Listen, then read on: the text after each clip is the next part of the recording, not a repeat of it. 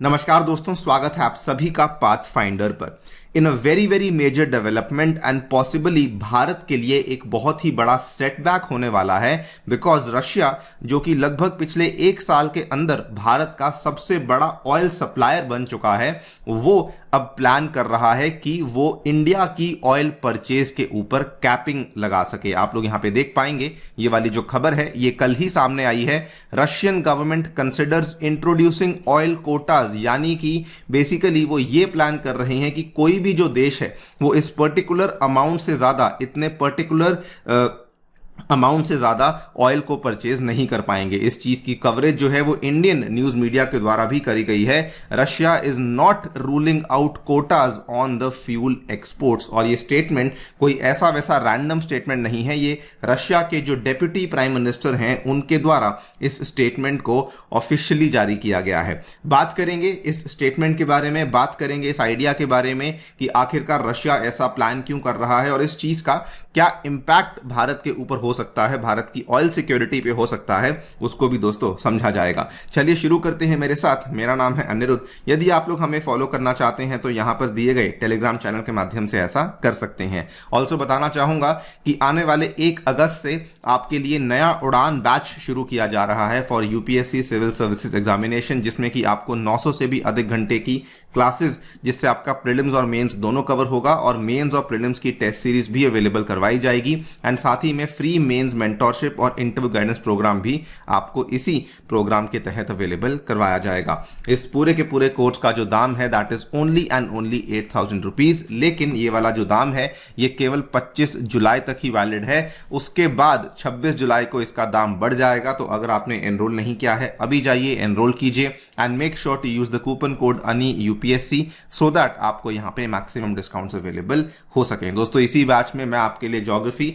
एवं science and take के जो बैचेस हैं वो मेरे ही द्वारा कंप्लीट करवाए जाएंगे। साथ ही में हमने पॉपुलर डिमांड के चलते ऑप्शनल को भी अनाउंस कर दिया है, जिसमें कि अगर आप लोग ऑप्शनल्स को इंडिविजुअली लेना चाहते हैं तो वो भी जाकर के चेकआउट कर सकते हैं। PSIR, ज्योग्राफी, हिस्ट्री और एंथ्रोपोलॉजी के ऑप्शनल्स को अनाउंस कर दिया गया है इन ओनली 8,000 रुपीज। एंड अगर आप लोग ऑप्शनल का कॉम्बो परचेज करना चाहते हैं तो वो भी कर सकते हैं in only and only 15,000 rupees, जिसमें GS और ऑप्शनल आप लोग एक साथ पढ़ सकते हैं from the team of pathfinder. दोस्तों इन सभी कोर्सेज में एनरोल करने के लिंक्स आपको नीचे डिस्क्रिप्शन में दिए गए हैं। ध्यान रखिए, while enrolling you have to use the coupon code Ani UPSC so that आपको मैक्सिमम डिस्काउंट्स अवेलेबल हो सकें। ऑल्सो यदि आप हमारी वीडियोस को पसंद करते हैं तो डेफिनेटली लाइक कीजिए और अपने दोस्तों के साथ भी शेयर कीजिए सो दैट ये वाली जो नॉलेज है ये और लोगों तक भी पहुंच सके। ऑल राइट, सो आप सभी जानते हैं कि पिछले 10-12 दिनों में बहुत बड़े सेटबैक्स हमें देखने को मिल रहे हैं, बिकॉज सबसे पहले रशिया के द्वारा जो इंडिया को दिया जाने वाला कच्चे तेल पे डिस्काउंट था वो बहुत ही ज्यादा रिड्यूस कर दिया गया था। एक टाइम पे जो कि $30 पर बैरल के आसपास का डिस्काउंट चल रहा था, उसको रशिया ने घटाते घटाते केवल $4 पर बैरल पे ले आया है। सेकेंड प्रॉब्लम क्या देखने को मिल रही थी कि रशिया का जो क्रूड ऑयल था, स्पेसिफिकली उनका जो यूराल ग्रेड का क्रूड ऑयल था, जो कि भारी मात्रा में इंडिया के द्वारा इंपोर्ट किया जाता था, उसका जो प्राइस था वो $60 पर बैरल को क्रॉस कर चुका था। जैसे ही ये प्राइस इस नंबर को क्रॉस किया, उसके इमीडिएटली बाद इंडिया के लिए ये एक पेमेंट क्राइसिस में बदल चुका था, बिकॉज अब इंडिया ना तो डॉलर में पेमेंट कर सकता है, ना ही इंडिया यूरो में पेमेंट कर सकता है, और बाकी करेंसीज में भी पेमेंट करने में काफी दिक्कतें हमें फेस करनी पड़ रही थी। UAE ने भी इनकार कर दिया था और युआन को लेकर इंडियन गवर्नमेंट खुद ही इंटरेस्टेड नहीं थी। इसी के चलते ये सारी की सारी क्राइसिस काफी बढ़ चुकी थी। और अब हमें एक और नया झटका देखने को मिल रहा है, बिकॉज कल ही ये चीज सामने आई है कि रशिया इज नाउ कंसिडरिंग कि वो फ्यूल एक्सपोर्ट्स के ऊपर कोटास को लगा सके। आप लोग यहां पे देख पाएंगे ये वाला जो स्टेटमेंट है ये रशिया के जो डेप्यूटी प्राइम मिनिस्टर हैं मिस्टर अलेक्जेंडर नोवाक, इन्होंने कहा in a bid to stabilise global gasoline prices Russia is considering introducing quotas on the export of oil products. Now Russia ऐसा क्यों कर रहा है? देखिए, बेसिकली पिछले लगभग 1-1.25 महीने से जो कच्चे तेल का दाम है वो ओपन मार्केट में बहुत ज्यादा बढ़ चुका है।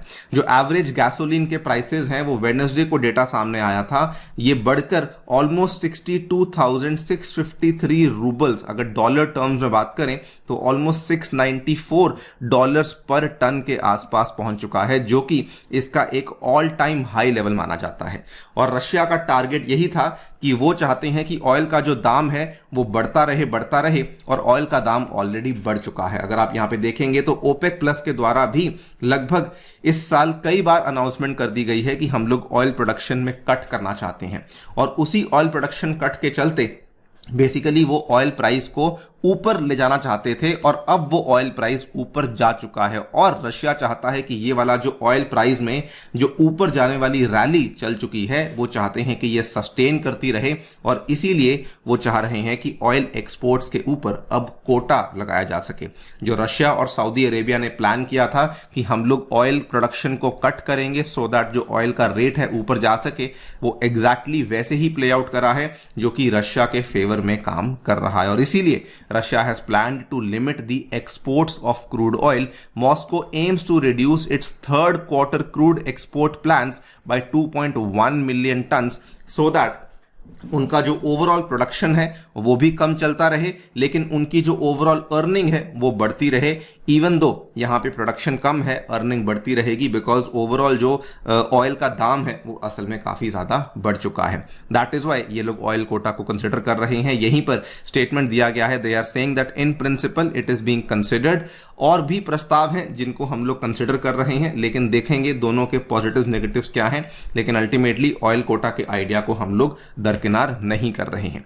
इस चीज का सबसे बड़ा इंपैक्ट अगर सिंगल हैंडेडली पड़ेगा तो वो इंडिया के ऊपर पड़ेगा। क्यों? बिकॉज रशिया से आने वाला जितना भी यूराल ऑयल का एक्सपोर्ट था वो 60% के आसपास का यूराल ऑयल केवल एक देश ने खरीदा है, और वो है हमारा देश भारत, जिसमें कि बहुत भारी मात्रा में इस यूराल ऑयल को खरीदा गया है। चाइना की अगर डिमांड की बात करते हैं तो वो बहुत गिर चुकी है, केवल 7% पे आ चुकी है, for a number of reasons, जिसमें दो प्रमुख कारण आते हैं। पहली चीज तो चाइना में डिमांड काफी कम है, बिकॉज उनकी इकोनॉमी जो है वो बहुत ही बड़े स्लोडाउन से गुजर रही है। सेकेंडली, चाइना में इलेक्ट्रिक व्हीकल्स का चलन एकदम से बढ़ चुका है, जिसकी वजह से क्रूड ऑयल की डिमांड एकदम से कम हो चुकी है। तो इसका अगर इंपैक्ट पड़ेगा तो सबसे बड़ा इंपैक्ट केवल और केवल भारत के ऊपर ही पड़ने वाला है। और इसी में अगर आप ऐड कर दीजिए कि एक तरफ रशिया ने डिस्काउंट्स कम कर दिए, शिपिंग रेट्स रशिया इंडिया से बहुत ज्यादा चार्ज कर रहा है, सो ओवरऑल ये पूरी की पूरी जो हमारा व्यापार चल रहा था ऑयल का रशिया के साथ,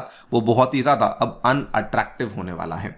नाउ यहां पे इंडिया ने रिसेंटली इस चीज को लेकर प्रिपेयर करना शुरू कर दिया है। आज से 2 दिन पहले खबर सामने आई थी कि इंडिया वापस अपने ट्रेडिशनल ऑयल पार्टनर इराक के पास पहुंच चुका है, सो दैट वहां से हम लोग ऑयल को परचेस कर सकें। बिकॉज जब ये युद्ध शुरू नहीं हुआ था उसके पहले इराक ही था जो कि इंडिया का सबसे बड़ा सप्लायर था क्रूड ऑयल का। एंड साथ में और भी देश हैं जिनके साथ बातचीत चल रही है, जैसे कि यूएई हुआ, जैसे कि ईरान हुआ, जो कि अब इंडिया को डिस्काउंट्स ऑफर करने के लिए तैयार हो चुके हैं। आई थिंक ये एक बहुत ही इंपॉर्टेंट स्ट्रैटेजी बन चुकी है इंडिया के लिए कि हमें अपनी निर्भरता केवल रशिया के ऊपर नहीं लानी चाहिए, एंड स्पेसिफिकली वो देश जो कि हमारे ट्रेडिशनल हिस्टोरिकल पार्टनर्स बने हुए हैं ऑयल के व्यापार में, उनको हमें साइडलाइन नहीं करना चाहिए। उनके साथ भी हमें हमारी ऑयल ट्रेड को बरकरार रखना चाहिए। बाकी दोस्तों आपकी क्या इस चीज को लेकर राय है, डेफिनेटली बताइए हमें कमेंट सेक्शन में।